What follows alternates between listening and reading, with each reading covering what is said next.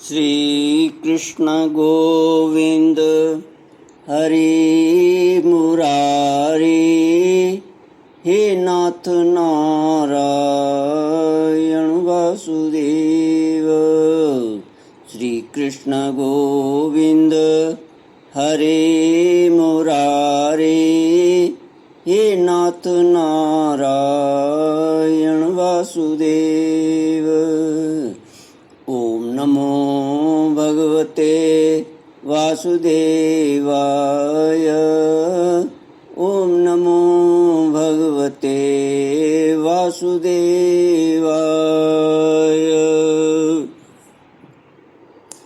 कृष्णाय वासुदेवाय हरये परमात्मने प्रणतः क्लेशनाशाय गोविन्दाय नमो नमः।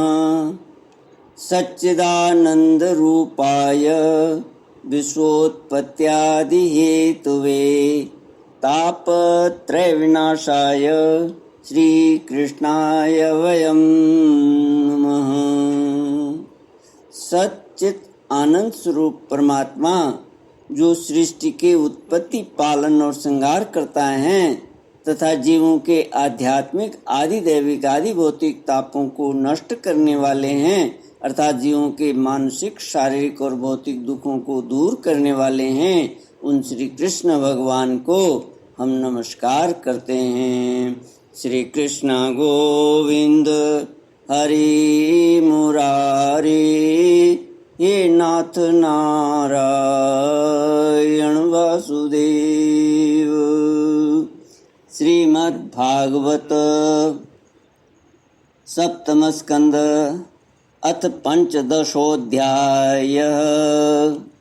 नारद उवाच कर्मनिष्ठा द्विजा केचित् तपोनिष्ठा नृपा परे स्वाध्यायेन्ये प्रवचने ये केचिन् ज्ञानयोगयोः ज्ञाननिष्ठाय गेयानि कव्यान्यानन्त्यमिच्छता दैवी च तद्भावे स्याद् इतरेभ्यो यथार्हत।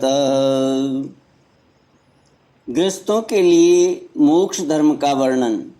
नारद जी कहते हैं, युधिष्ठिर, कुछ ब्राह्मणों की निष्ठा कर्म में, कुछ की तपस्या में, कुछ की वेदों के स्वाध्याय और प्रवचन में, कुछ की आत्मज्ञान के संपादन में तथा कुछ की योग में होती है। गृहस्थ पुरुष को चाहिए कि श्राद्ध अथवा देव पूजा के अवसर पर अपने कर्म का अक्षय फल प्राप्त करने के लिए ज्ञाननिष्ठ पुरुष को ही हव्य कव्य का दान करे। यदि वह न मिले तो योगी, प्रवचनकार आदि को यथा योग्य और यथा कर्म देना चाहिए।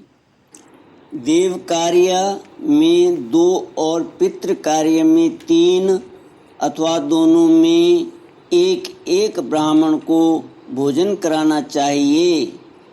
अत्यंत धनी होने पर भी श्राद्ध कर्म में अधिक विस्तार नहीं करना चाहिए, क्योंकि सगे संबंधी आदि स्वजनों को देने से और विस्तार करने से देश कालोचित श्रद्धा, पदार्थ, पात्र और पूजन आदि ठीक नहीं हो पाते। देश और काल के प्राप्त होने पर ऋषि मुनियों के भोजन करने योग्य शुद्ध हविष्यान्न भगवान को भोग लगाकर श्रद्धा से विधि पूर्वक योग्य पात्र को देना चाहिए। वह समस्त कामनाओं को पूर्ण करने वाला और अक्षय होता है। देवता, ऋषि, पितर, अन्य प्राणी, स्वजन और अपने आप को भी अन्न का विभाजन करने के समय परमात्मा स्वरूप ही देखें। धर्म का मर्म जानने वाला पुरुष श्राद्ध में मांस का अर्पण न करे और न स्वयं ही उसे खाए, क्योंकि पितरों को ऋषि मुनियों के योग्य हविष्यान्न से जैसी प्रसन्नता होती है वैसी पशु हिंसा से नहीं होती। जो लोग सद्धर्म पालन की अभिलाषा रखते हैं उनके लिए इससे बढ़कर और कोई धर्म नहीं है कि किसी भी प्राणी को मन, वाणी और शरीर से किसी प्रकार का कष्ट न दिया जाए। इसी से कोई यज्ञ तत्व को जानने वाले ज्ञानी ज्ञान के द्वारा प्रज्वलित आत्म संयम रूप अग्नि में इन कर्ममय यज्ञों का हवन कर देते हैं और बाह्य कर्म कलापों से उपरत हो जाते हैं। जब कोई इन द्रव्यमय यज्ञों से यजन करना चाहता है तब सभी प्राणी डर जाते हैं, क्योंकि वे सोचने लगते हैं कि यह अपने प्राणों का पोषण करने वाला निर्दयी मूर्ख मुझे अवश्य मार डालेगा। इसलिए धर्मज्ञ मनुष्य को यही उचित है कि प्रतिदिन प्रारब्ध के द्वारा प्राप्त मुनि जनोचित हविष्यान्न से ही अपने नित्य और नैमित्तिक कर्म करे तथा उसी से सर्वदा संतुष्ट रहे। अधर्म की 5 शाखाएं हैं: विधर्म, परधर्म, आभास, उपमा और छल। धर्मज्ञ पुरुष अधर्म के समान ही इनका भी त्याग कर दे। जिस कार्य को धर्म बुद्धि से करने पर भी अपने धर्म में बाधा पड़े वह विधर्म है। किसी अन्य के द्वारा अन्य पुरुष के लिए उपदेश किया हुआ धर्म परधर्म है। पाखंड या दंभ का नाम उपधर्म अथवा उपमा है। शास्त्र के वचनों का दूसरे प्रकार का अर्थ कर देना छल है। मनुष्य अपने आश्रम के विपरीत स्वेच्छा से जिसे धर्म मान लेता है वह आभास है। अपने अपने स्वभाव के अनुकूल जो वर्णाश्रमोचित धर्म है उसे भला किसे शांति नहीं देते। धर्मात्मा पुरुष निर्धन होने पर भी धर्म के लिए अथवा शरीर निर्वाह के लिए धन प्राप्त करने की चेष्टा न करे, क्योंकि जैसे बिना किसी प्रकार की चेष्टा किए अजगर की जीविका चलती ही है, वैसे ही निवृत्ति परायण पुरुष की निवृत्ति ही उसकी जीविका का निर्वाह कर देती है। जो सुख अपनी आत्मा में रमण करने वाले निष्क्रिय संतोषी पुरुष को मिलता है वह उस मनुष्य को भला कैसे मिल सकता है जो कामना और लोभ से धन के लिए हाय हाय करता हुआ इधर उधर दौड़ता फिरता है।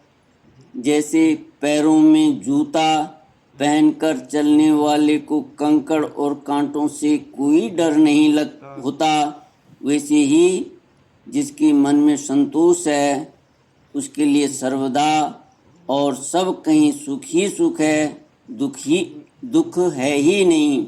युधिष्ठिर, न जाने क्यों मनुष्य केवल जल मात्र से ही संतुष्ट रहकर अपने जीवन का निर्वाह नहीं कर लेता, अपितु रसनेन्द्रिय और जननेन्द्रिय के फेर में पड़कर यह बेचारा घर की चौकसी करने वाले कुत्ते के समान हो जाता है।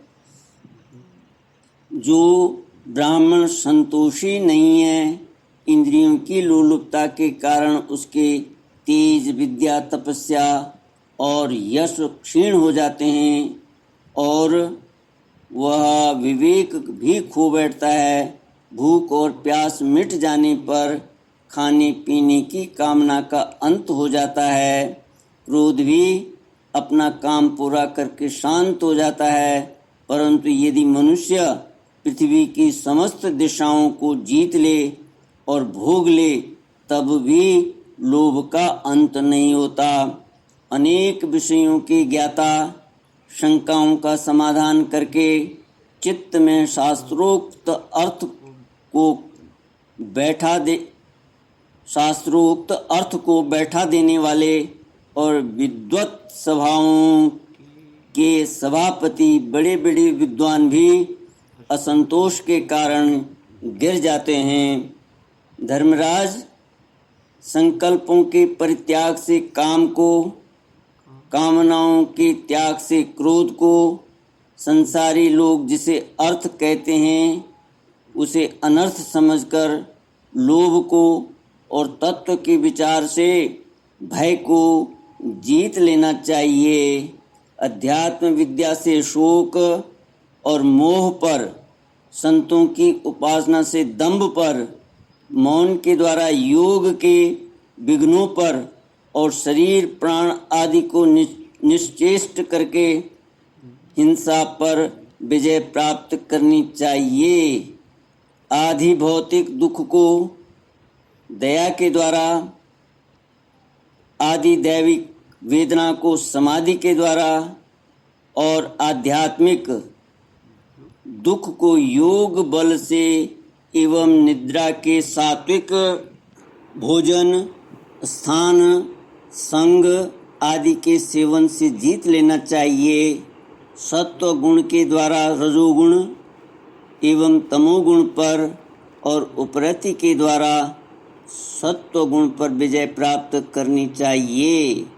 श्री गुरुदेव की भक्ति के द्वारा साधक इन सभी दोषों पर सुगमता से विजय प्राप्त कर सकता है। हृदय में ज्ञान का दीपक जलाने वाले गुरुदेव साक्षात भगवान ही हैं। जो दुर्बुद्धि पुरुष उन्हें मनुष्य समझता है, उसका समस्त शास्त्र श्रवण हाथी के स्नान के समान व्यर्थ है। बड़े बड़े योगेश्वर जिनके चरण कमलों का अनुसंधान करते रहते हैं, प्रकृति और पुरुष के अधीश्वर वे स्वयं भगवान ही गुरुदेव के रूप में प्रकट हैं। इन्हें लोग भ्रम से मनुष्य मानते हैं। श्री कृष्ण गोविंद हरे मुरारे, हे नाथ नारायण वासुदेव। ओम नमो भगवते वासुदेवाय। ओम नमो भगवते वासुदेवाय। ओम पूर्णमद पूर्णमिदं पूर्णात् पूर्णमुदच्यते पूर्णस्य पूर्णमादाय पूर्णमेवावशिष्यते। ओम शांति शांति शांति। हरि ओम। श्री गुरुभ्यो नमः। हरि ओम।